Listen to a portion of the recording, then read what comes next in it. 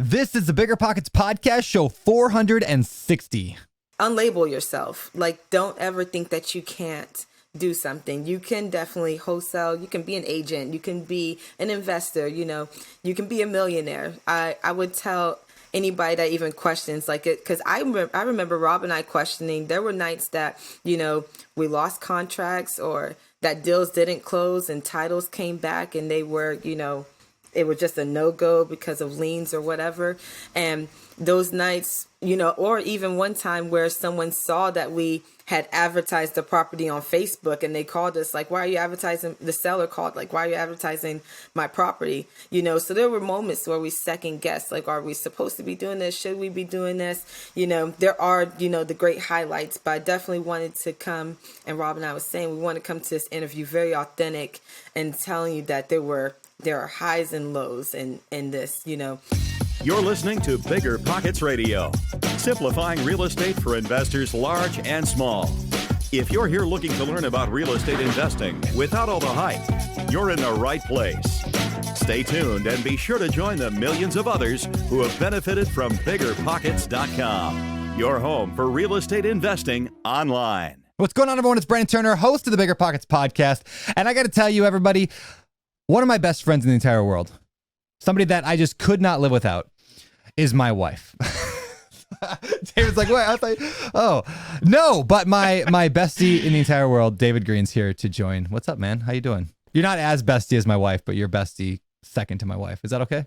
I'm okay with being second to Heather, but anybody else that I'm coming for them, they need to know. Well, welcome to the show. Yeah. It's good to have you here again. You know, I miss you. It's been like a week since we hung out in person. Yes, it has. And absence makes the heart grow fonder. I'm already starting to like you a little more. It does something. Let's see. I wanted to ask you real quick before we jump into today's amazing show. I know you're closing on some deals in Maui and you got another big deal that you're working on. Can you give everybody a quick update? Yeah, thank you for asking there. I closed on 2 condos in Maui where you are. And I'm really excited about both of those. They've actually gone up 6 figures from the time I put them in contract to when they closed, just because of the timing of and how long it took them to close, right? It was like a 12-year closing. So let's give credit to where credit's due. You also went after a bunch of deals. You negotiated strongly, and then you got some amazing deals, like way better than I got because you're good at what you do. So it's not just luck. You did a good job. I have an upper hand because I work as a real estate agent, so I know the little nuances of what to look for. But thank you, yes, for pointing that out. And it went so good. I'm actually putting a David Green team in Hawaii right now so that they can help me find deals and help more of the people that come to us and say, hey, how do I do what you did? I'll have a crew that I can refer them to. And I'm just big on Hawaiian real estate right now. I think we're going to see a surge. I think the economy is going to do really well. And I think that buying in the best areas is something that everyone should be very conscious of. So thank you there. And then I just maybe a week ago, maybe a little bit less, put a really big retail complex under contract that I've been doing due diligence on for a couple months now. And that was in Minnesota. So I'm raising a little bit of money for anybody that wants to just... Ooh, Minnesota with my mom and dad. It's actually, I'm naming the LLC. You gonna go have some lefse with my mom and dad over there? I'm naming the LLC after you, Brandon. Oh, I hope you are. My Minnesota Muse. All right. All right. With that said, we got to get chatting about today's show because today's show is so good. We got Ayoka and Robert today. They are a couple that left their property, left their home in New York City, ended up going across the country in a rental car, left everything, started over with nothing 2 years ago. And now they've done 15 wholesale deals. They own 20 units. They're killing it, and it's all based on, they got a lot of good stuff in today's show, everything from burning their ships, if you know that analogy, to we talk about confidence, we talk about just overcoming fear and inaction, and then just networking, how to connect with people that can help you do deals even when you don't have any cash, even when you're just getting started with nothing. They go into all that and more today. It's a phenomenal show. But first, let's get to today's quick tip. Today's quick tip is... What do you got, David? Today's quick tip is to ask yourself, what are the parts of you that need to change to get to the next level of success? One of the big enemies of success is when we look for an environment that is conducive to who we already are, and we actually try to bend other people, control an industry or an outcome to make it work for us. But successful people learn that they need to adapt to the environment they're in. In fact, sometimes your best ability is adaptability. Today's guests talk about specific things that they did to change the mindset they had. I believe they refer to it as... Hold on, we can't just roll over that. The best ability is adaptability. Okay, I do need to clarify. There was one time where I said it's tore up from the floor up, and you asked me if I made it up, and we just kept talking, and I didn't make it up. It was in my head. I never said I made it up myself, but I didn't deny that it had come from somewhere else, and we got like 900 YouTube comments. Mr. David Steele's quotes, yeah. Yeah, I don't want to become a plagiarizer like you. So no, the line that I heard was your best ability is availability, and I remixed it into adaptability. So I can't take all the credit for it. It's really good. That could be a book title. That's going to be your new book title. The best ability is adaptability. Memoir of David Green's life. Hardcore. Everyone I hire on my team that does well, this is what they figure out. They adapt themselves to the environment we're in. They don't come in and try to change everything else. We actually just had a conversation on the lending team about the loan officers wanting an email template to send to everybody because that's faster for them, but it's not good for the client. And we need to adapt to the client's needs, not try to make them adapt to ours. So today's guests give incredibly powerful insight on specifically how they did that, how they thought before, how they think now, and they refer to it as unlabeling themselves. The label that they believed they should think and they should do, they had to get rid of it. And I think that this is a really long quick tip now, but for everyone that listens, when you get done, ask yourself that same question. All right, this intro is way long enough. Let's get into the interview with Ayoka and Robert. You guys are going to love this. Ayoka and Robert, welcome to the BiggerPockets podcast. Great to have you guys here. It is an honor to be here. Well, thanks. So let's jump into your story. Let's talk about how you guys got into real estate. So what was before real estate? What were you doing? And then how did you first discover the idea of, hey, we want to invest in real estate? I guess interesting story. So I originally, we're from New York, and I originally was working in loss prevention. So that's my background. So I was working with like high-end retailers like Bloomingdale's and Victoria's Secret and stuff like that. And then at the time I was working at Michael Kors. So I was a district loss prevention corporate investigations. They gave me this long dragged out title, made me feel fancy and important. So I gotta admit, I was really hoping you were gonna say you were a mall cop. I was really hoping that you were like chasing people down at the mall. I'm slightly disappointed that it was such a corporate job. Well, believe it or not, I actually did. I used to get, we always mention this, like I was catching shoplifters. And Rob was Rob's had like a million jobs, but like at one point I was catching shoplifters and getting beat up, and he was doing makeup at Sephora. So like, perfect. So I was working and I was catching shoplifters and all this stuff, and I actually just came across the Breakfast Club interview with this guy named Mark Whitten, and I was just kind of interested in this wholesaling, real estate, no cash or credit, and I was like, oh, what is that? And for me at the time, I had a, I guess, somewhat decent paying job, and I wasn't looking to leave or anything. Rob was selling cars, and I'll let him tell his own story. But so I just saw the interview about it, and I was like, oh, okay, let me see what this is about. And somehow this woman wrote me on LinkedIn, and it was completely unrelated to real estate. She was actually contacting me to see if I wanted to do like network marketing with Amway. And initially I thought it was a scam, but I remember being in the car with Rob, and I was like, I want to check this out and see what it's about. And so I did. And if I did not open that LinkedIn email, I know for sure we probably wouldn't be here today. But long story short, her emailing me about Amway ended up being her introducing me to the book Rich Dad Poor Dad, and that is pretty much how I got into real estate, because I had 2 years ago I didn't know what equity was. 2 years ago I didn't know what a real estate agent did. I mean, we were always renters, and I just had no idea of the world that this world even existed. So. Yeah, Rich Dad Poor Dad has made such an impact on so many people's lives, like my own and so many. So, Robert, where did you fit into that picture? I mean, you were selling cars, sounds like. Yeah, so I was selling cars at Volvo, Ferrari, Porsche, high-end stuff. And I've always... Sephora. Sephora. Well, funny thing, hey, I'm 6'4", and people would think I'd be the security guard, but I'm actually the one doing feathering and eyeliner on, supermodels. And it's just the weirdest thing. But I always thought it weird. So I always thought, when I applied for something, I want to be the best. So when I applied for Sephora, I wanted to own a Sephora. Long story short, I ended up selling cars for about 2 years, and my company gets brought out after I have the best month of the company.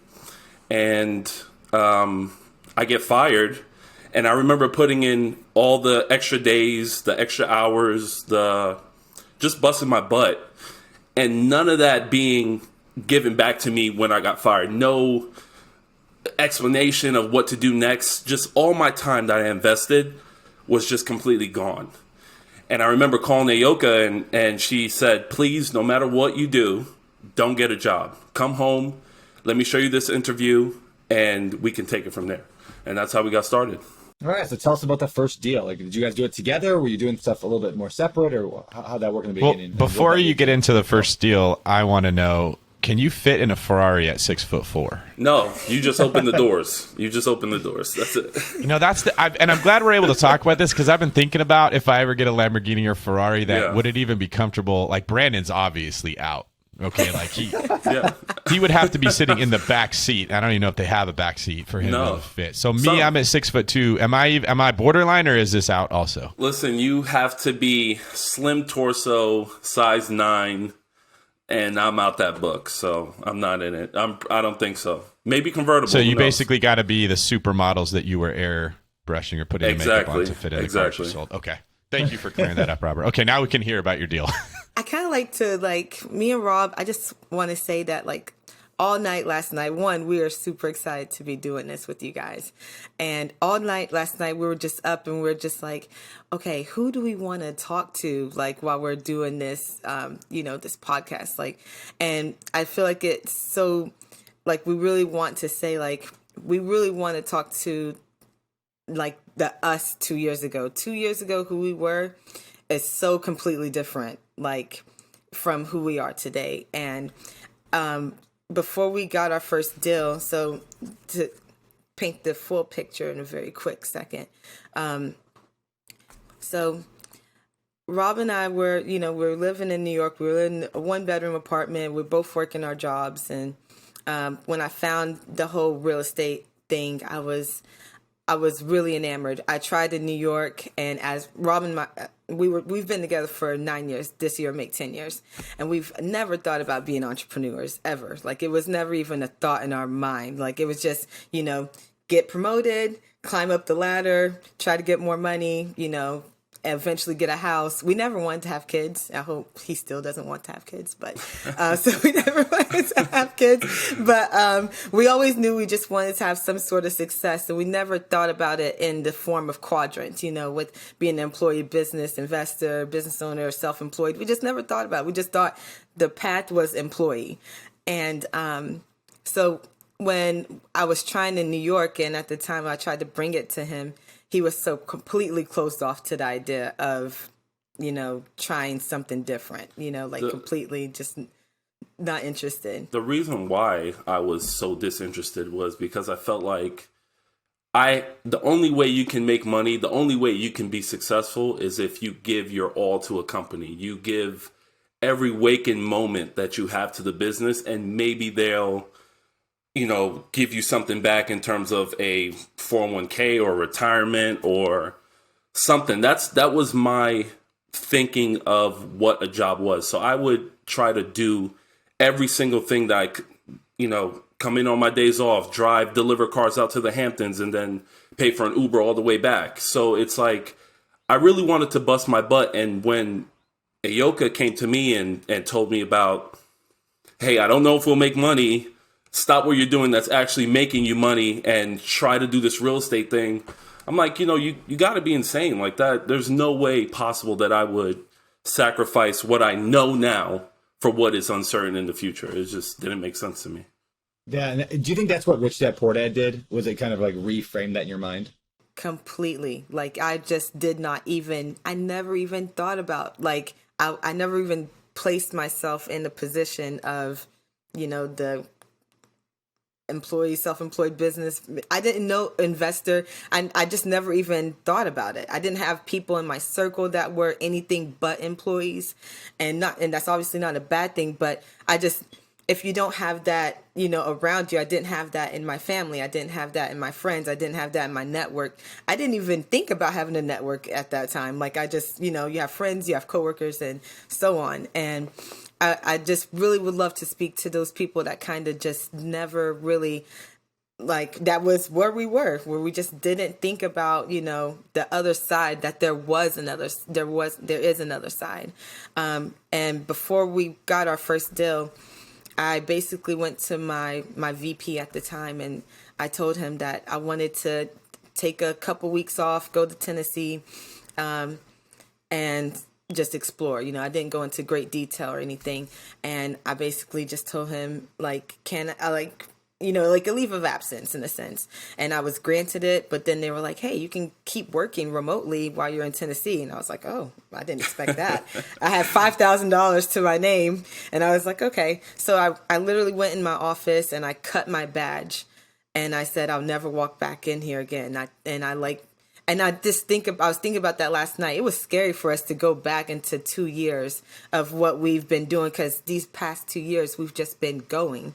We haven't been able to actually sit down and do this. So it's really a beautiful thing for us. And we came down to Tennessee with no car, really nowhere to stay. I do have family in Tennessee. That's how we came down here with my sister. She said, hey, you guys can come stay with us. It wasn't the perfect environment at the time. So we went to a hotel and we were just like, hey, let's figure this out. Rob had a friend that worked at Hertz and had a 40% discount getting rental cars. And we were like, all right, we got a car now. Yeah. We just came down here and we rented a car. We actually came down here and before we came down to Chattanooga, where we're currently at right now, in New York, I feel like you never know what happens in this world when it comes to your job, because my selling cars and reaching out to people, just talking to people, walking up to people that, are walking into a showroom, it trained me just to speak to people, just to get on the phones and call and say, how can I help? And when we decided to come down to Chattanooga, we got on the phone with a seller that had 6 properties, and we didn't know what we were doing. We just got down here, tried to wholesale those 6 properties, and it ended up being a complete disaster. But that's another story for another day. I kind of want to hear that. Why was it a disaster? So yeah, we were learning strictly off of YouTube. So we came down, and we were like, okay. I showed Rob. And what's funny is that you were the first person, Brandon, that I saw. It was you, and then Ty, the Flip Man, and that, and yep. I was watching. I think you were going live at one time, and I actually went back in my email to try to find, to coordinate these times. It was back in 2018, like July or so, and I was telling Rob, okay, so we basically just got to make calls to these people. We downloaded PropStream, which we love, and we got a list of vacant properties. And Rob called, and one guy that was out of state owner, he was like, yeah, I'm ready to sell. He lived in Georgia. His properties were in Tennessee, but he was like, okay. We met with him and we had no idea what to do. And at the time we're like sleeping in the hotel, and we're like, yeah, we can buy all 6 of these houses. Yeah, we have cash. Yeah. And he just loved our ambition, I think. Like, he literally would say, oh, you guys are young, and oh, that turns me on. Let's do this. I can tell you guys have money. Yeah. Yeah. We literally have almost nothing to our name. A rental car. Yeah, a rental car with like Wyoming plates. And I'm like, come on, man. I didn't drive here from Wyoming to come see your properties in Tennessee. But it's like, it's the confidence that we had portraying, even though we had nothing. The belief that we knew that we could get the deals. I guess just maybe thinking naive. But knowing that we could do it, I guess maybe got us into speaking to him. Yeah, so he allowed us to sign all 6 contracts. We negotiated down. We saw the properties.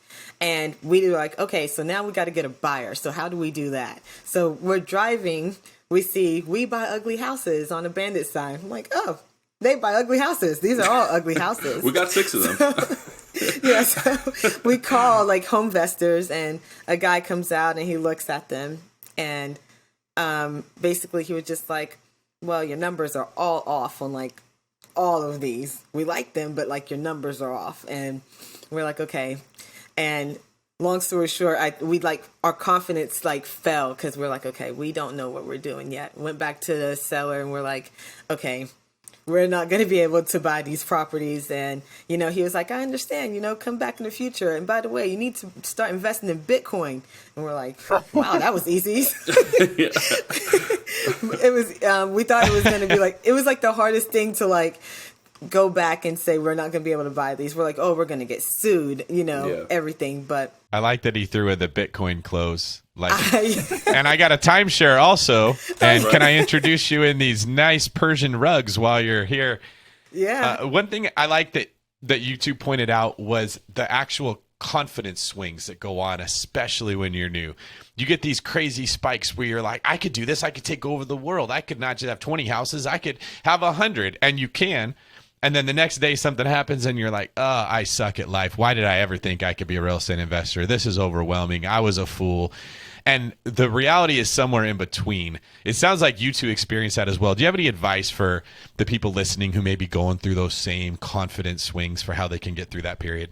Yeah, for me, and I maybe Ayoka tells me sometimes that I have too much confidence. I maybe come off as maybe a little bit arrogant. You know, what can you do? You know, I'm a New Yorker, but that Ferrari swag's tough to brush off. I can't fit in them, so I gotta kind of feel it. Yeah. But anyway, I think when it comes to confidence, is the thing about confidence, it's something imaginary. It's not, you can't go buy it in the store. It's not something you can build. It's not something you can not necessarily build, but not something you could go in. It's not tangible. It's not something you could touch.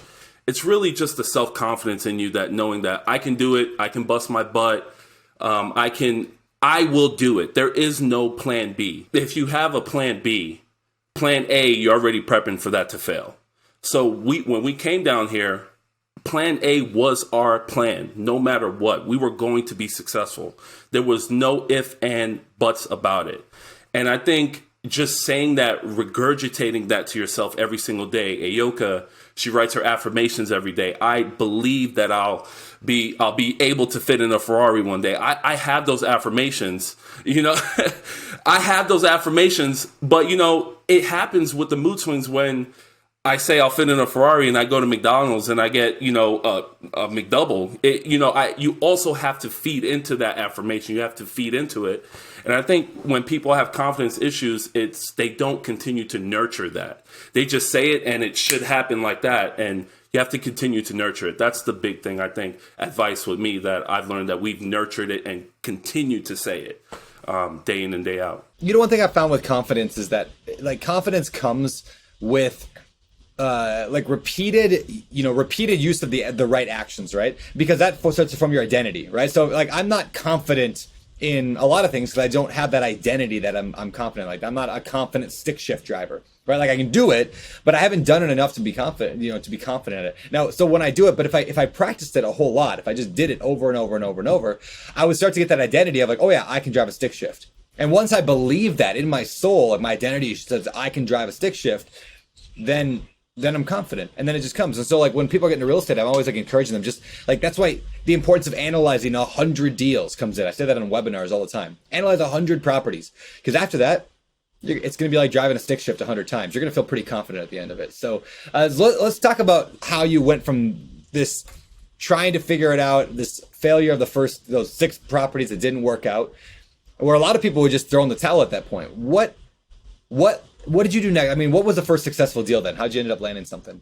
We were driving for dollars, our first deal, and we would always drive for dollars. Like, okay, let's train our eye to look for ugly houses. Like, train our eyes to look for problems, obviously. And we were driving and we saw this one house, and it was just like disaster. And someone was out there mowing the yard. So Rob just said, hey, are you interested in selling this house? And the guy was like, well, I just mowed the yard for the guy, but I can give you the number to the person that that basically owns the property. So that's what he did. He gave us the number. We called. Again, another, we're still learning how to get our numbers correct. So we were like, okay, let's put this one under contract. We did successfully, and that deal pretty much got us $2,700. And it was the best thing it was the best $2,700 I've ever made. Yeah, I think that proved the proof of concept. Like, we just got out the car. As nervous as I was, I got out the car and I just spoke to the guy, and I made a couple calls. I looked up some public knowledge information on Google, Zillow, and that got me $2,700.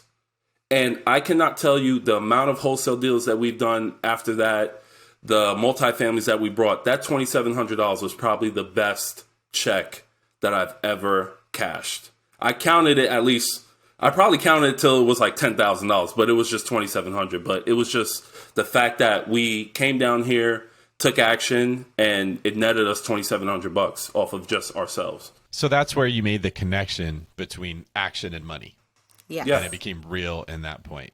Yeah. So this is awesome. Can you share what you did specifically that made that $2,700?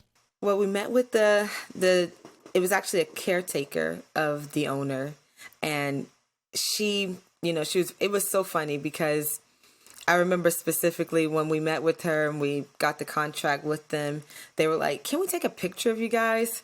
And we're like, "Well, I've watched a lot of YouTube videos and no one's ever taken a picture of the wholesalers." I'm like, okay, sure. And Rob and I are like smiling. She's like, "Okay, like one by yourselves and one together." She's like, I just think you're such a beautiful couple. And I'm like, "I'm sure that's not what it is. You just want to make sure that if anything happens to your house, that you have a picture of us for the news." Yeah, so Yep. that was... Yeah, so that was even more pressure for us because it's like, okay, now she has a picture of us. We need to close this deal, okay? so we basically, and I can't remember the exact number that we locked it up under. I mean, we negotiated them down from like they wanted $40,000 to like $11,000, and at the time, we were like, okay, let's find a buyer. We found a buyer that happened to be my uncle's landlord, and we just networked with him. And it was actually such a crazy story because he was such a big buyer in the area, a local buyer. This house had been vacant for about 20 years. So the moment that we got it under contract, and we got it under contract with him as the buyer, the next day it was condemned. Like there was the condemned note on the house. And we're like, okay, the sellers are calling us like, "What did you do?" And we're like, we didn't get it condemned. We ended up finding out that the buyer kind of had a lot of friends in high places and ended up getting the property condemned. And he called us back and he was like, "Well, I can't buy it at this price." The number may have been like 20,000. We had it originally under contract for 11 with the seller. So we're like, wow, we're going to make almost $9,000 off of this. So he's like, "I can't buy it at this price. It's condemned. So I'll buy it at 13 or something." And we're like, wow. So long story short, we learned easily that things like that can happen. We're happy that he didn't just go around to the seller because he probably could have. He was a big name. But we kind of learned like, all right, trust and, the relationships. We got to the closing table. We were very happy with that $2,700. So happy that we went back to New York because we still had our apartment there. We went back to New York, sold everything that we had. I mean, our TV, we were just in there for under a year. So we sold our TV, our beds, everything for like wholesale prices. So we really learned what that was about. And we were like, all right, all we needed to know is this was real. Yeah, I gave up. We went to New York. We gave up my dog. Like, we packed everything that we could possibly cram into contractor bags. Like, I might cry about it because it's so crazy because that $2,700 was not enough for us to set up any type of living situation in that state. But it's just, I don't know. I felt like that $2,700 just like, boom, like this can work. So we crammed up, when I tell you, David, we crammed up everything in a Lincoln Navigator and drove down here. And it was a rental too, but we sold everything and crammed our lives, literally pushed all the chips into the center and came down here to Tennessee. And just off of that $2,700, that was enough for us to trust each other and trust what we could do and try to make it in the real estate world. That was all we needed, $2,700. We didn't need a guru. We didn't need a $40,000 course. We didn't need the systems, the secret list. We didn't need any of it. We didn't even need, and no disrespect, but we didn't even need a podcast. All I needed to know is that I could make $2,700 by talking to someone because they had an asset that was just deteriorating. That was enough for me to push everything into the center of the table and make the bet. That's cool. This is why we preach all the time here. Like, the first deal doesn't have to be a home run. It doesn't have to be a grand slam. Like, just get in the game, because you're going to start building that momentum and your identity starts to shift and you start to believe in yourself. And that's exactly what I see with you guys. So what happened next? I mean, like, where did you go from there, from that first deal? You've done a lot of deals now. So how'd that progress? Okay. So we came down, and my cousin, thankfully, he and his girlfriend said, "Hey, you guys can stay with us. That's fine." We're like, "Okay, that's great, but you have a 1-bedroom." So, they were like, "It's fine. You guys can have the living room." We're like, "Hey, let's take the living room. We can do this." So we came down. We had all of our stuff. We stuffed it in the closet, in the storage unit, and we're like, "All right, so we have this couch." And Rob always makes this joke about, he's like, "Oh, I was holding you because if I don't hold you, we're going to fall." And I'm like, I thought it's because you love me. Yeah. No, that couch, like, seriously, it's for the comfort. People think, they want the comfortability. Like, I'm willing to change if I get comfortable. Like, our change was brutal. Like, it was hard. Like, that couch was so small. I'm 6'4", and I would sleep like this, and I would hold her just so we didn't fall off the edge of the couch. So it's just like, it's real life. It's true. I thought you guys were going to go with an analogy there of like, I'm holding you in life so we don't fall. That sounds like a bad that country too. song. That analogy too. Sure. Yeah. That analogy too. But All right. Yeah, whatever. All right. Yeah, so we basically were sleeping on the couch, and every single day, even though I had family here, we would come down to Tennessee annually, like maybe once or twice a year, but we would just stay in, like, with my family. We wouldn't, go and sightsee or anything. So we had no idea about the market. So now we told ourselves, we have to learn the market here. We need to learn zip codes. I don't know anything. I grew up here, but I went to New York when I was 13 years old. So it's a completely different, city for me. And him coming down with me, he had no idea either. So we're like, all right, we need to drive for dollars. So that would be one of our main sources. We would drive, learn zip codes, and that's how we would kind of learn what was the hot zip codes, what were the, the A, B, C class zip codes and D class zip codes. And we would just drive around, learn all the zip codes, and talk to everyone. Like, we would just get creative. Like, we'd go buy lottery tickets and hand them out to mailmen and women and say, "Hey, we're looking for vacant houses. So if you find one, here's our number and here's a lottery ticket." And we would get people actually, like, working for us. We would try anything to be creative. Like, we would have people just text us, like, pictures and addresses of houses. We would do anything to just kind of network. I mean, FedEx, UPS, anybody would talk to you. And we would get a lot of deals from the majority of our deals were driving for dollars. We started, I should say that where we were staying also wasn't the best environment. So we would go, like, we had an office at Panera Bread. Like, we would be there from 1 p.m. to 1 a.m. And we would tell people, like, we would talk to sellers and be like, yeah, we're, when I get back to my office, we'll, hone out numbers and stuff like that. And our office is the next table over where it's a little bit more quiet. Yeah. yeah. And we got to know the staff at the local Panera Bread and Starbucks in the area, and they would allow us to even stay there all night and, shut down the, the lights and stuff, and even lock up at, I don't want to get anybody in trouble, but they would actually let us lock the doors at night. Oh, we would bring them pizza, just show them we really appreciated them.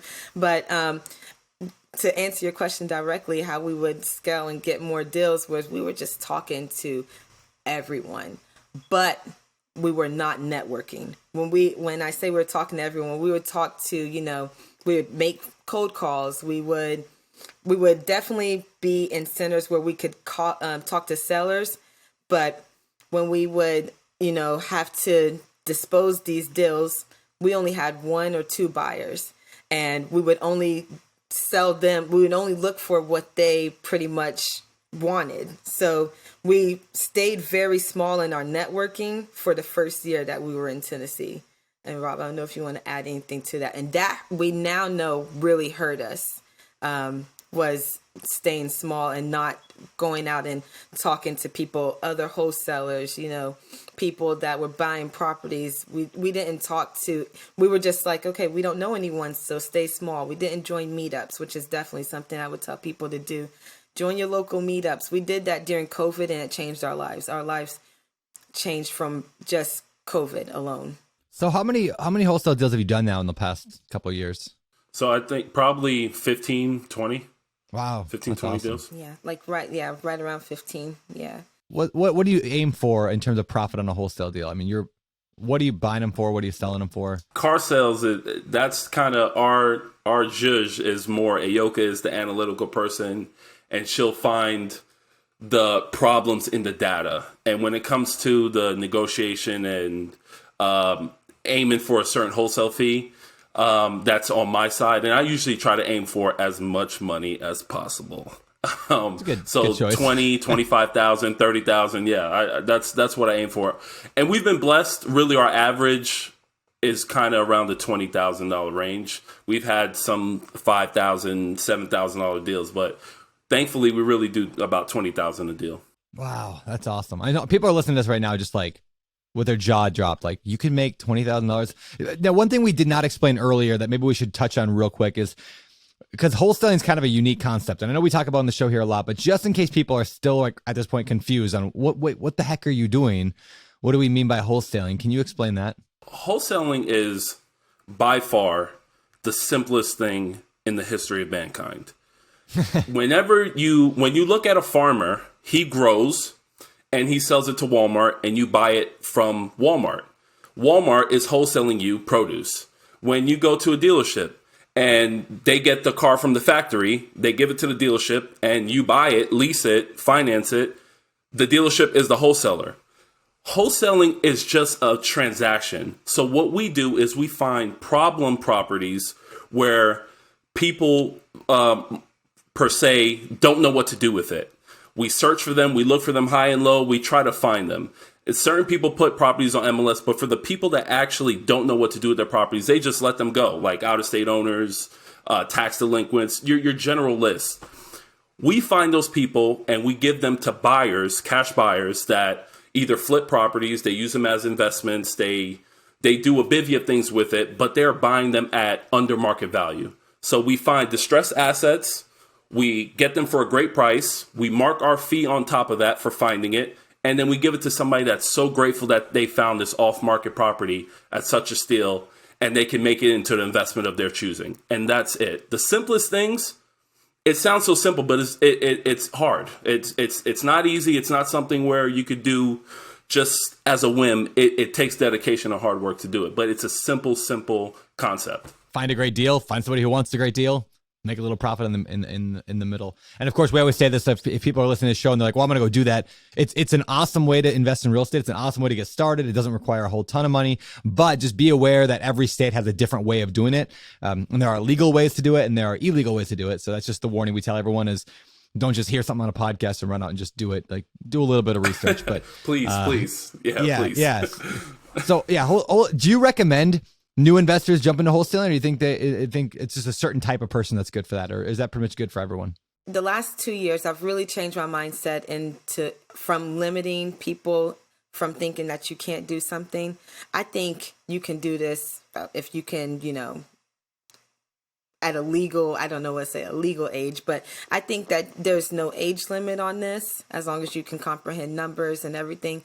I think that there's no specific, I am a girl that never had a degree. I tried to put myself through college. I come from a family that was on Section 8 and everything, food stamps and forward, father was not present in the house at all. I actually found my father while we were down here wholesaling. It's a crazy story as well.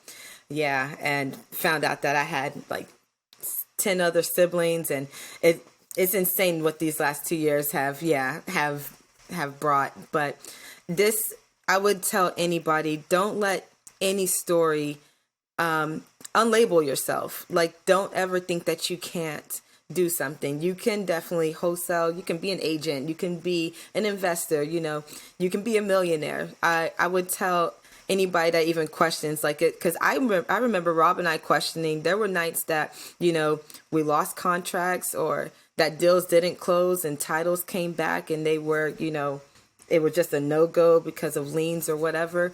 And those nights, or even one time where someone saw that we had advertised the property on Facebook and they called us like, why are you advertising? The seller called like, why are you advertising my property? So there were moments where we second guessed, like, are we supposed to be doing this? Should we be doing this?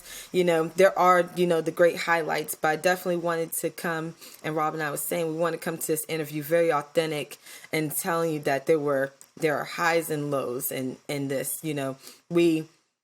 There's a certain mindset that you even have to develop to, wake up on a couch that's kind of, very uncomfortable, to going into a room of, a house with somebody that has 20 properties. And there's a certain mindset shift that you have to do to, not think about what your current situation is and put yourself at a higher, level of thinking. So to answer your question directly, anybody can do this. I would say if you're a seasoned investor, because we come across seasoned investors that's just like, I would love to wholesale. And I mean buyers with people, we talk to people that have like a lot of properties and, they're building new construction. They would say, I would love to wholesale, but I don't know I don't want to spend time negotiating with sellers and all of this stuff. And then we talk to people that's just afraid to take action, period. Anybody can do it, in my opinion. Just unlabel yourself. Well, I think that's a great point, because when we hear $20,000 to wholesale a deal, there's often an assumption that it's just free money or easy money. Oh, I found a seller, I made $20,000. No, to get that $20,000, you probably had to go through 10 to 15 conversations. And to get to those 10 to 15, you probably had to pursue 100. And to get those 100, you probably had to send out mailers to 1,000. And nobody wants to think about the money that they spent putting out the mailers to 1,000 or the time. So that 20 grand isn't profit. There's some business expenses associated with it. That's why I like buying from wholesalers, to be honest, because they're front loading they're taking all the risk and they're putting all the investment in. I just get to swoop in once they've already got the deal under wraps. Yeah. And that's why it doesn't make sense when people complain about wholesale fees, because they don't understand there's a cost associated. And there's a skill set you guys have developed that you're very good negotiators and you're good at identifying, okay, there's some opportunity here that maybe some people don't have. What I want to ask you guys is how you transitioned into owning real estate. It's a little bit less of a business. It's active income and a little more passive income. And then once that transition was made, how are you balancing those two things where you've got activities that generate revenue through wholesaling and then you've got activities that generate revenue through passive income? In all honesty, when it comes to kind of juggling the two, it's really hard. I'm not gonna sugarcoat it and say, we have a system here and that. We were doing 2 rehabs while we were trying to have our wholesale business on the side, which is 2 different things, fix and flipping and doing a wholesale, finding deals. It was difficult because we had no experience flipping. So we wanted to do everything. I want to know what my contractors are doing, because one, not only does it show that I have pride in my project because I'm there every day, but I also want to know, so in the future when I do another project, I can price it out based on what they're actually doing. I know what it's. I don't sound like a tool by just not, hey, can you put this sheetrock up and do this light, and they charge me $50,000. I want to know what it takes. With that being said, being there every single day on that flip, it took so much away from us being outside talking to people, getting deals in our funnel.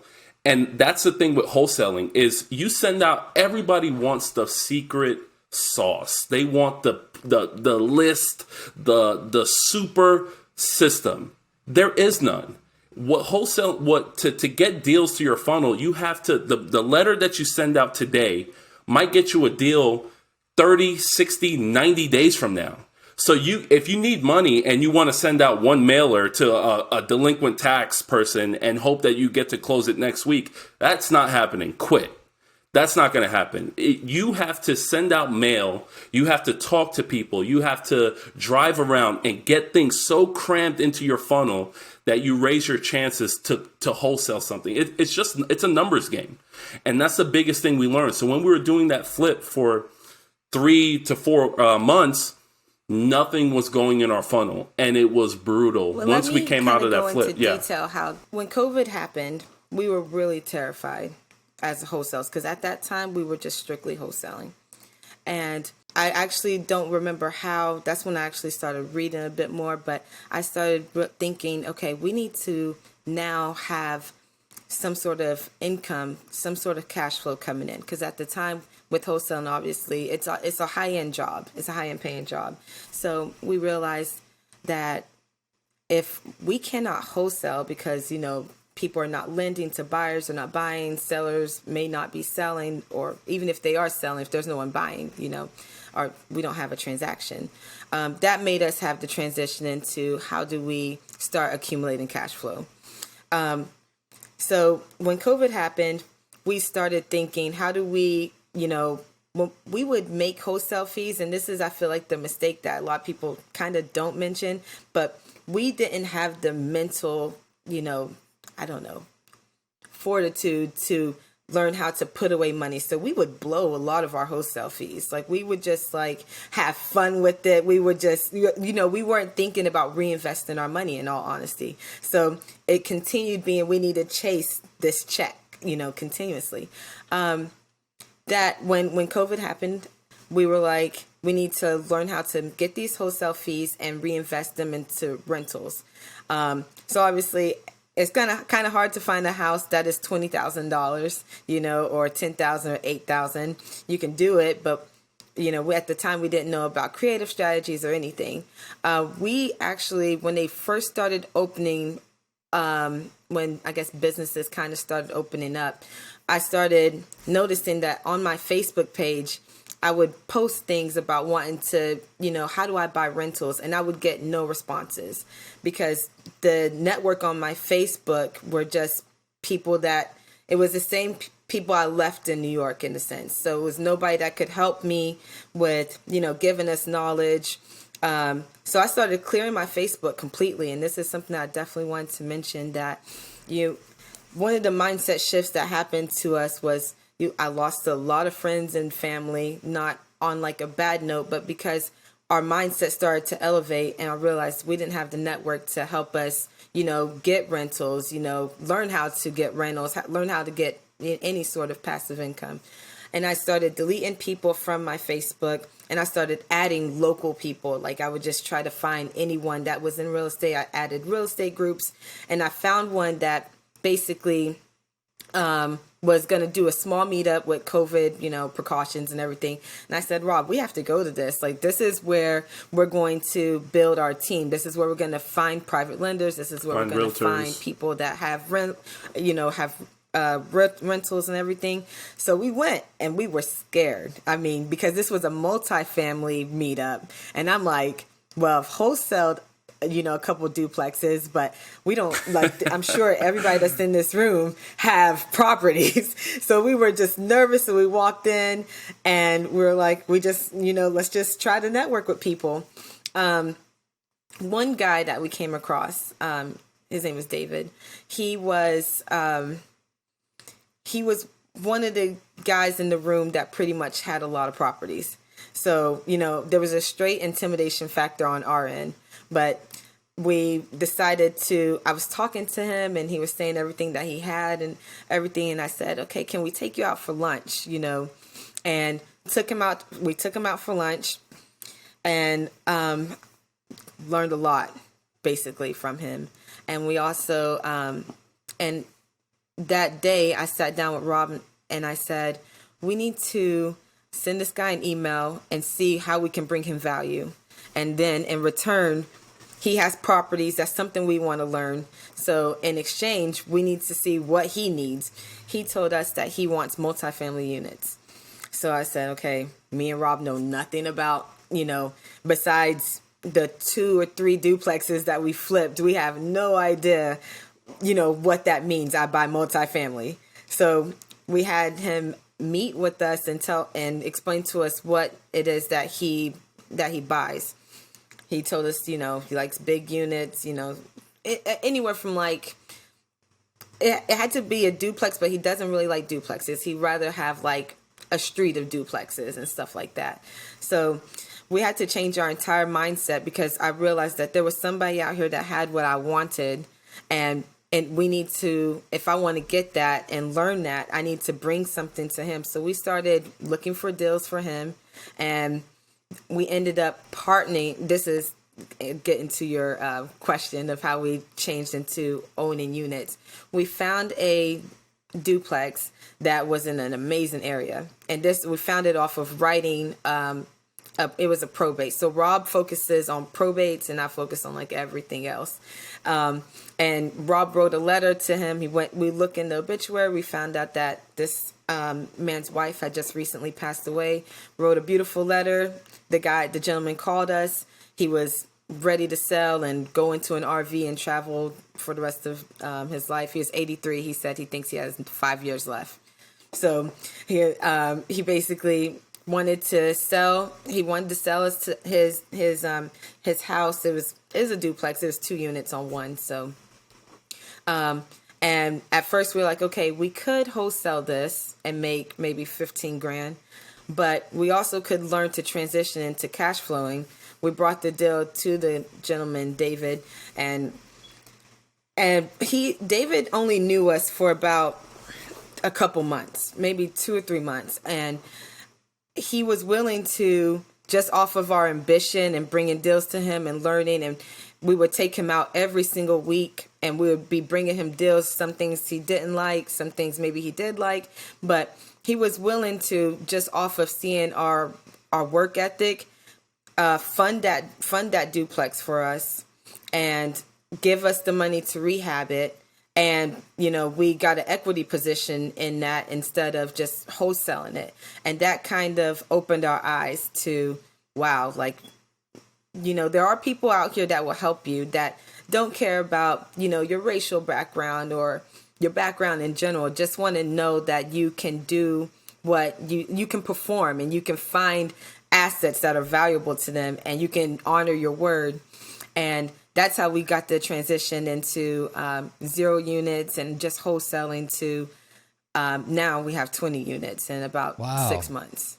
That's awesome. Yeah, like I love that you say that, like, because you were putting the work in. It's like hustle is like the great equalizer, right? Hustle is the great equalizer. Like I don't care what their background is. I don't care if they have a college degree. I don't care if they're like, they were living on the street last week and they're, 16 years old. Like, it doesn't really matter. Like, if you bring value, if you bring me a deal, if you prove that you can do that, then like, I'm going to pour into you and I'm going to help you because like you're providing value to me. And so, yeah, hustle is the great equalizer, 100%. So how did you go? I mean, you bought the duplex and then all of a sudden you got 20 units. I mean, what would that look like? Was that all one big property or just a bunch of these little ones? So the duplex, it's a house, 2,500 square foot, and then it has a garage apartment that it was built in the 30s. So it functions like a duplex, but it is a single family house with a garage apartment. And then, like Ayoka said, looking for deals, completely switching our mindset and our systems from single family assets to multifamily assets. We were looking at a 45 unit complex, and in negotiations to try to talk to buy that property and bring it to David, we were driving around the area. And one thing I recommend, one thing that is a great thing, if you see something or if you get a feeling or a hunch, just stop and do it. So I came across a 15 unit complex that had the management number on it. And I said, you know what, let me just give it a call and see what happens. I gave it a call and I spoke to the lady, an old lady that owned maybe 60 properties, 60 units in that area. And I told her, I said, hey, we're from New York. We're looking at buying some property. Would you sell it to us? And the first thing she said is, you're from New York. Please do not bring any of your liberal antics down here to Tennessee. I said, no, ma'am, I'm not. I only brought cash. So, we built long story short, is I followed up with this lady every single day. Me and Ayoka did things for this lady. We put salt in our properties when it was snowing. We did everything to show value because we really wanted these units. So after about 3 months of follow-up, she gave us a call and said, hey, I want to sell these properties to you because you guys keep bugging me. I said, no problem. We brought it to our partner, David. And basically, long story short, David kind of let us know we could either wholesale to him or we could take an equity stake in it. And long story short, we decided, you know what, let's build cash flow.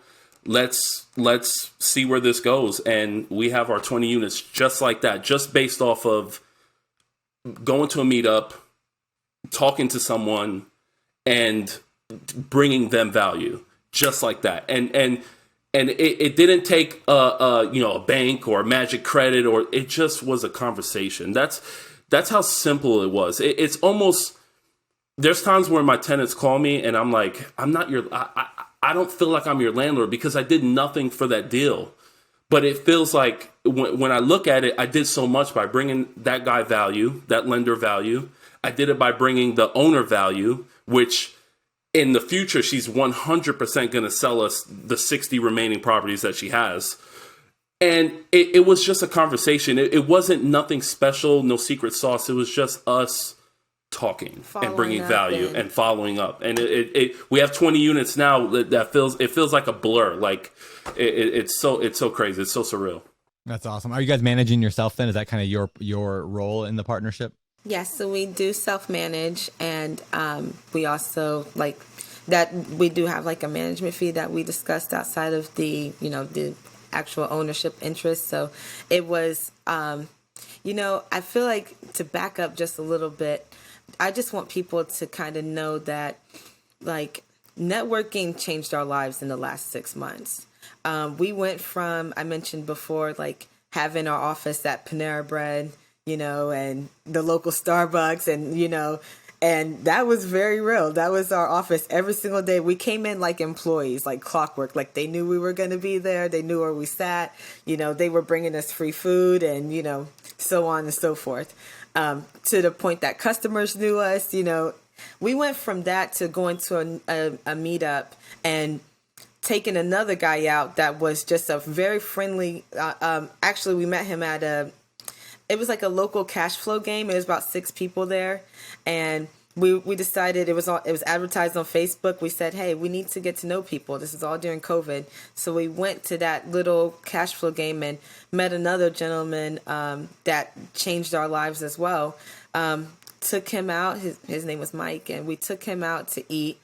And that same day we took him out to eat, he said, I have an office that is a storage unit, but you guys can convert it to an office. And we got an office, just off of that. And we were always forward thinking. He had an office in his storage unit building as well, 2 doors down from us. And we knew that, hey, this guy has a wealth of knowledge. We need to, find a way to bring him value. So we would do, just have basic conversations. Rob, he now does like YouTube video recordings for him, and in exchange, this guy does a lot of creative strategies.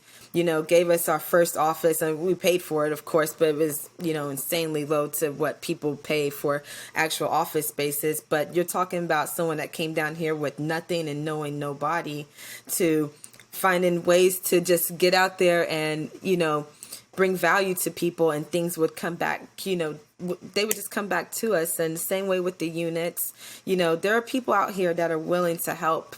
I can't wait to do this for someone, there are people out here that's willing to help you because they see that you're willing to help yourself and help others. And I think that was one of the biggest things that I want to bring to people is, you can change your environment. We completely had to change our course of friends. We had to change the family that we hang out with. We had to change ourselves, because there was a lot of arguments that happened in the midst of these 2 years, because we are developing entrepreneurship. We're developing, learning about ourselves. The mindset I had 2 years ago, coming from New York to Tennessee, Rob and I would say door knocking is one of our favorite things to do. And we were so conditioned that we didn't want to knock on people's doors, because we were afraid of, hey, they're going to see that he's this, description of himself, and we're in, this country, Tennessee. And there were people telling us, like, don't do that. Don't knock on these doors with these Confederate flags and this. And they were the nicest people. How many times have I been invited by a little grandma to have cookies when I knock?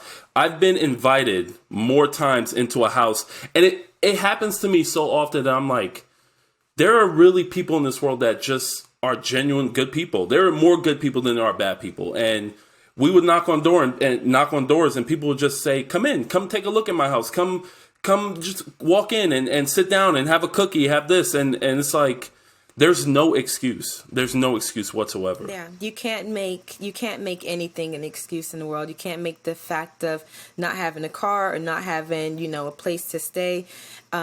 We exchanged, for where we're living now, we exchanged value for free rent, basically. So we went from the couch to living in a 2-bedroom townhouse for exchanging, just showing this guy's properties. So we do his listings and showings for him. In exchange, we got, a nice, comfortable place to live, and I just like to, I just want to point that out, because I keep saying, I'm talking to the people out there that are stuck and, I can't do this. I don't know anyone. I'm scared. No one's going to help me. Why would they help me? I don't have this education. We knew zero about real estate. I think I started the interview by saying I didn't even know what equity was. I had no idea, to actually having equity now in property. So, I can't remember what your original question was, but, I would say bring value to people. It will change your entire life. And always, always think forward. Like when we meet someone, or even doing this podcast, we're like, all right, we really need to know who we want to target. And we also want to know, like, how do we give to people at the same exact time. So, we've met people that changed our lives, and even past friends. It's hard for us to have conversations with the people we were friends with for the past 10 years, because our mindsets are just completely different, and they can't really understand that. And it doesn't make them bad people or us bad people. It's just, I remember when I really realized that our mindsets were shifting, because I was like, it's hard to have conversation with friends. And I would just ask people like, hey, when you became at the level of success that you have, did you notice that friendships were deteriorating, or is it just happening to us? Like, did you realize that family, like, you can't sit there and watch and make the same jokes? Do you realize that the same shows that I loved 2 years ago, I can't stand now, and I just feel like, those are the trials that we went through these last 2 years. And it was I think I really like to emphasize the power of mindset and just changing your environment. It's a very real thing. And we had to get out of our own way a bunch of times. And that's how we got to, I'm not saying we're at the epitome of everything, but getting out of our own way and mindset changed our entire life this last 2 years. That's what I'd like to sum up about what you're describing here is you two did what nobody else is willing to do. You packed up your stuff and you moved to an area that you didn't know, that you literally didn't know the zip codes. That was not an area that was comfortable for the current version of yourselves. People didn't think like you. Like you said, there's Confederate flags on these doors that you're knocking in. Then you're getting advice from people that says, don't go do that. That's a bad idea. And you two said, we want this so bad, we'll figure out a way to do it. And you venture into this unfamiliar territory, which no one ever wants to do. They always want the comfort and the knowing and the certainty. And you find they're inviting me in for cupcakes. This is not as bad as what people thought. When you step on the other side of certainty, you often find that it was all the preconceived notions that we had about what to expect actually aren't there. And to the victor go the spoils. You guys are snatching up these deals and you're doing amazing. And then you said, to get to the next level, I got to bring value to someone. You didn't email the person and say, how do I bring value to you? You figured out what David needed by talking to him and listening to him. And then you said, let's venture into that and figure out how to bring him something of value. And in that process, what I hear you two saying was you learned there were labels that you had mentally taken on yourselves, a belief system about how the world worked, that you had to let it go, like a snake that just sheds its skin and has to grow a new mindset type of a thing. And now you're flourishing. And I love that you're sharing the story with people, because people that have crossed that line that I just described have all said the same thing. It wasn't what I thought. It wasn't until I got there that I realized what was needed. It was me that had to change. It wasn't that I had to make things work the way that I wanted them to work. And for the people that take that journey, like what you're describing, we kind of talked about this before we started the podcast. It's good that it's hard like this, because there's that barrier to entry is what makes it so everyone's not out there just grabbing these deals. For the few that are willing to do what it takes to burn the boats, to move to Tennessee, to go into a place they're uncomfortable, they deserve to get the lion's share of those deals. So, I mean, I'm just juiced up listening to your guys' story, and I wish everyone could hear. Calculators are good to analyze deals, right? Contracts are necessary to know, but what you really, really need is this mindset that you two have and that ability to just do whatever it takes. Just to kind of put the cherry on top is I'm willing to do, if you don't wake up every day willing to do anything and everything that it takes to be successful, just hang it up. It's not fair to yourself. It's not fair to everybody on this podcast, everyone that's talking about their journey in real estate, for you to listen, for you to absorb that knowledge and then not to change or not to take action, because you're just wasting it. But if you actually just put what you have to do into action, it's showing respect to everybody that's giving you information. It's just take action. That's all you have to do. It's just change your mindset and take action, and everything else will follow from there. Simple as that. Sometimes you have to change everyone around you. I had to question every single thing. Yeah. Why did I think that? Why did I think that about money? Why did I think that about, why was I intimidated by buyers? Why can't I become a buyer? What is so intimidating about this person? And, it's not looks and everything. It's like, how do I get where they're at, and how can I become that? So it doesn't intimidate me, and it's just a real transition mentally that you have to do, and there are so many people out here that's willing to help you for very little to nothing, as long as you can find a beautiful way to help them as well. Brandon, I want to throw it to you for the final thought there, because you've done a lot of this yourself. You've changed your body by changing what you put into it. You've changed your mindset by changing what you read and what you think. A lot of what we're talking about here today, I know you've become intentional about in the last couple years. Is there any insight you can provide on how more people can take the same journey? It's look at the lead measures that you do. Like the results are a result of what you do, right? Not what you want, not what you wish. And I think that's what your guys' story, shows so much is it's like, you didn't just want a different life. You just didn't just want to be successful. You're like, what are the tangible things I got to do? I got to follow up. I got to do this thing. I got to do that thing. And furthermore, even when you don't know what the next thing is to do, it's like driving through a foggy, on a foggy road at night.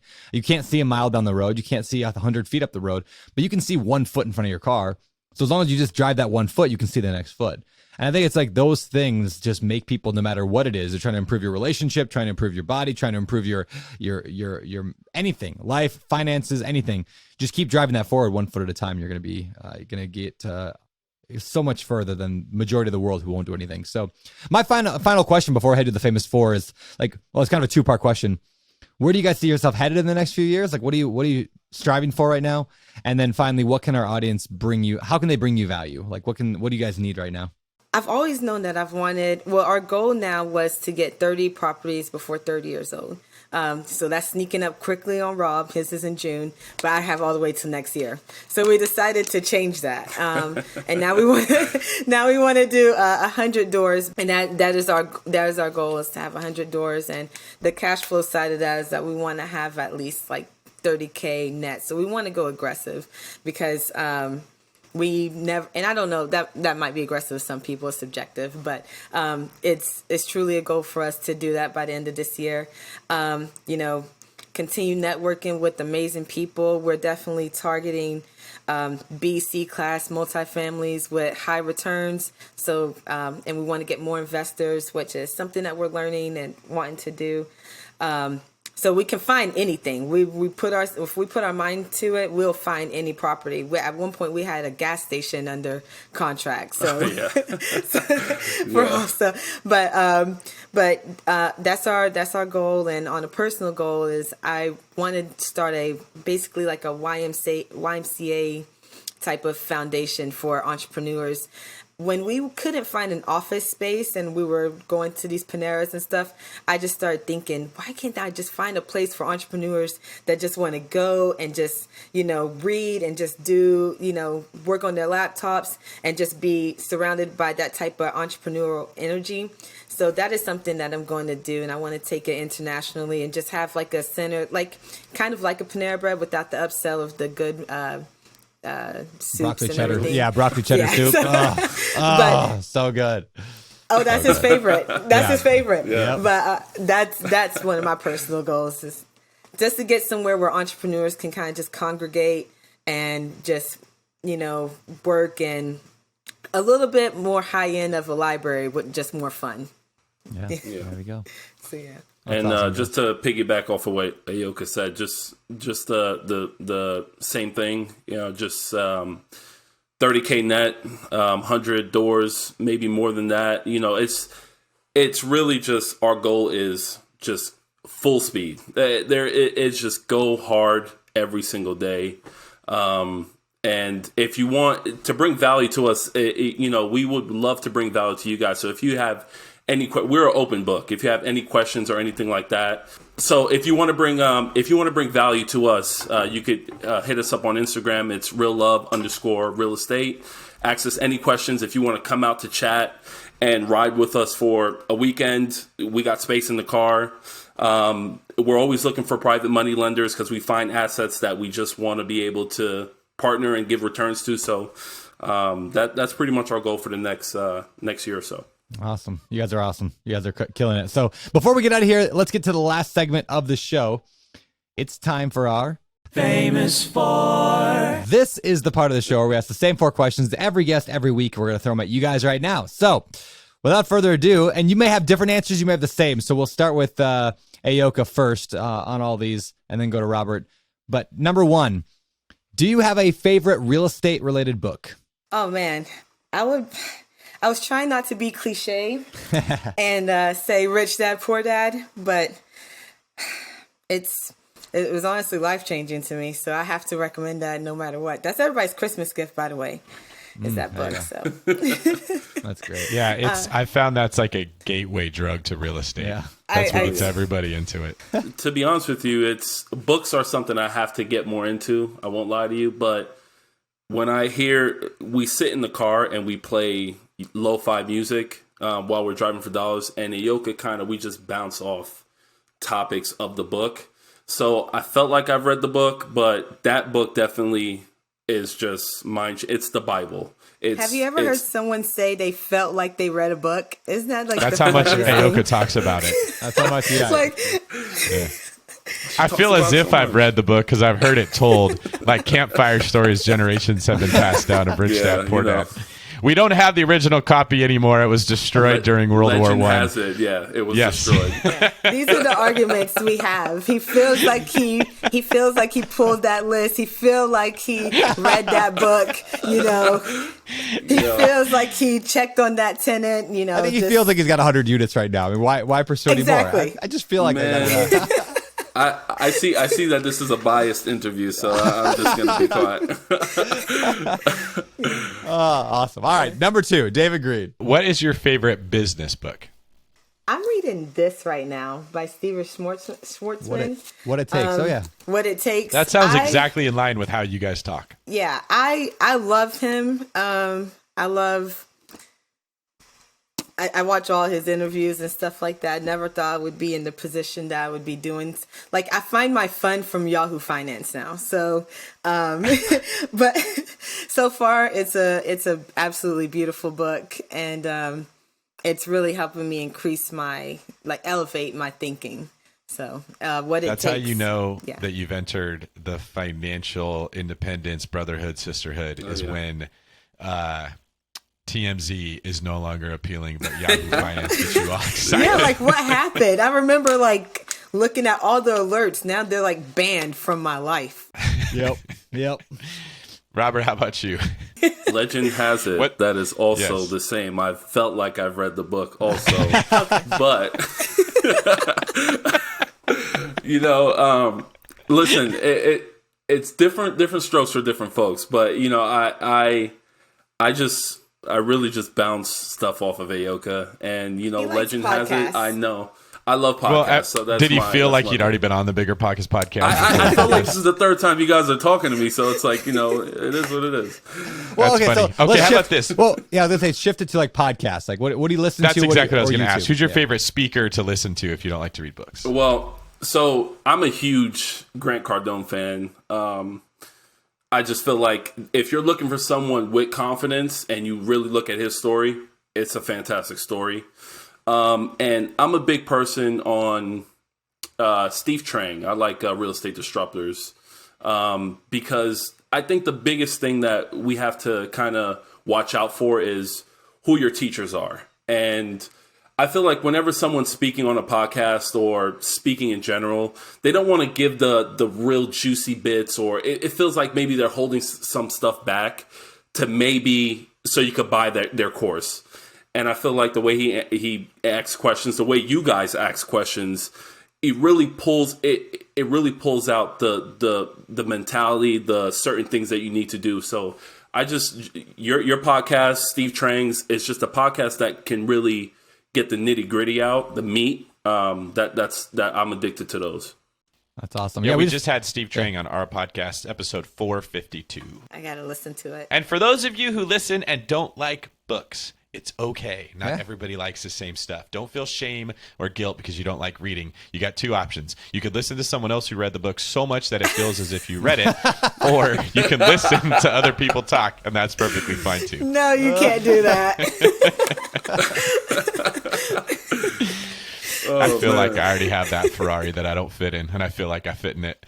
I'm going to get chewed out in the comments. Like, how did you not prepare for this question? They asked the same four questions. Okay. Like, make something. You know what, Robert? You play a very important role in this whole thing, being the whipping boy, right? We got to bring joy to people's laughs at your expense, so you're the real MVP at the end of the day. Follow us on Real Love and Real Estate. It's on our Instagram. We do crazy stuff. It's just, you guys got to follow us. Love it. All right, cool. When we're not piling on Robert, what are some of your guys' hobbies? Oh man, I'll be completely honest. We're still trying to develop hobbies. We probably need to have more fun, to be honest. But you know what? We spent the first 7 years that we've been together, because this year make 10. So having fun. Yeah. So right now it's kind of business, like we really genuinely enjoy each other as friends and as being in a relationship. I love him. We're still getting used to the fact that we're together every day, all day. We went from having separate lives, separate jobs to the same job now. So it's kind of we need to make more time for fun. I'll just be honest about that. Yeah. My hobbies are, one, I love cars, by the way. Love cars, but love cars. Probably go bankrupt when, buying cars. But honestly, and not to say a cliche thing, but it's really looking at houses every single day. Like just immersing myself in work, immersing myself with Ayoka. Like I love her so much. And I would not be where I'm at if it wasn't for her. She is equally as, because of my mindset, I give it all to her for that, because if she did not kind of show me what to do, I wouldn't be here. So it's like looking at deals, being with her every day in the car, her telling me about books that I should read and me listening to them. That's my hobby that I truly, truly love. And I love what I'm doing right now. I am so happy with where I'm at right now and where we look to be in the future. Wow, I got scared you were going to propose. Right hey, there. It might be a first. It might be a first. I mean, Robert just feels like he's married anyway, so we're good. That's a good point, right? Legend has it. I read a book on marriage and how to legend has it. He feels like you guys are already married, Ayoka. All right, let's close up shop. My last question of the day: what do you guys think separates successful real estate investors from all those who give up, fail, or never get started? Action and fear. I've been in both places. I've been in the place of inaction, and I've been in the place of fear, and it's still a constant battle. But that is the difference, the true difference, in my opinion, between the successful investors and the unsuccessful, or the ones that's not trying. It's action and fear. Work on it. I never knew that fear was something that you could change. Action obviously is something that you can change, but you can also change fear. And my advice for just changing fear is just do it. Like there are times where I'm scared to make the cold call, so I force myself to do it. There's times where Rob or I may be scared to knock on the door, so we go there, we open the door, and we do it. You walk down the driveway, you have to do it. So I would say that's going to be the game changer for anybody's life. It's just like, Rob wants to go to the gym, and I'll just stop there. Well, I mean, what if you feel like you did go to the gym? Feels like he went. I feel like I worked out today. Yeah, exactly. This is not what I signed up for. It's becoming very evident. This is different than what. It's really good that this didn't come out at the beginning of the episode, because this would have been an hour and a half of continual. I feel like. Yes. Just to answer that question, I feel like what separates, like Ayoka was saying, false evidence appearing real. Like I'm scared to do this. There's going to be I have to prepare. Like we went to a seminar and there was someone that has never done deals, and they were just taking notes after notes after notes. And I said, how many seminars have you been to? I've been to hundreds. I travel around the world, the country, following seminars. And that's just a waste of your time. Just take action. You are never going to be prepared for a seller opening the door and telling you their problems, because all that is you're just never going to know. So doing it is what separates real investors from someone that just goes to seminars and listens to podcasts as great as this one. There you go. Mic drop. I love it, guys. All right, David, why don't you get us out of here with the last question? Last question of the day. For those who love your story and maybe want to bring value to you two, where can they find out more about you? Our Instagram is reallove_real estate. We do have a YouTube channel, but Rob needs to put more content on it. Come on, Rob, let's go. Yeah, it's just real love in real estate, and it's nothing special. It's just we've documented so much of our stuff just along the 2 years, and we just kept it to ourselves. So we just started kind of just finally just kind of sharing it with people. So that would probably be the best way. And it's raw. It's just exactly what it is, day to day, evicting tenants and looking at deals and just the raw nitty gritty. So, and the good and the bad. So yeah. Very cool, guys. And it's real love, real estate. All right. I'm following you right at this very moment. So we're now friends. That is too awesome. Well, thanks, guys. And everyone else is going to follow you too. So thank you. We're gonna blow up your Instagram. I guess that's it. So David Green. I'm curious why we never came up for a cool name for the underscore. Remember how the #sign became a hashtag? That's true. Uh-huh. We keep saying underscore, 3 syllables for one little line that isn't worth even one. I wonder why we haven't come up with a that's true. All right, as a completely separate bunny trail there. Thank you guys very much for coming on, for sharing your story, for pulling back the curtain and letting us see really all the ugliness that's behind the success, because people don't get to see that. They get to see the big checks and the $20,000 numbers getting thrown around, but you guys showed this is the work that goes into having the incredible body that, gets shown on the Airbrush magazine. So thank you guys. Really respect you for doing that. We are thrilled to have you on. We are so excited. This is David Green this. Oh, that's awesome. I'm glad to hear that. I hope you guys get all the follows of the world, because when Brandon blesses you with a follow, it does big things for you. So watch what happens there. This is David Green for Brandon. I feel like I don't steal other people's quotes, Turner. Signing off. You're listening to Bigger Pockets Radio, simplifying real estate for investors large and small. If you're here looking to learn about real estate investing without all the hype, you're in the right place. Stay tuned and be sure to join the millions of others who have benefited from BiggerPockets.com, your home for real estate investing online.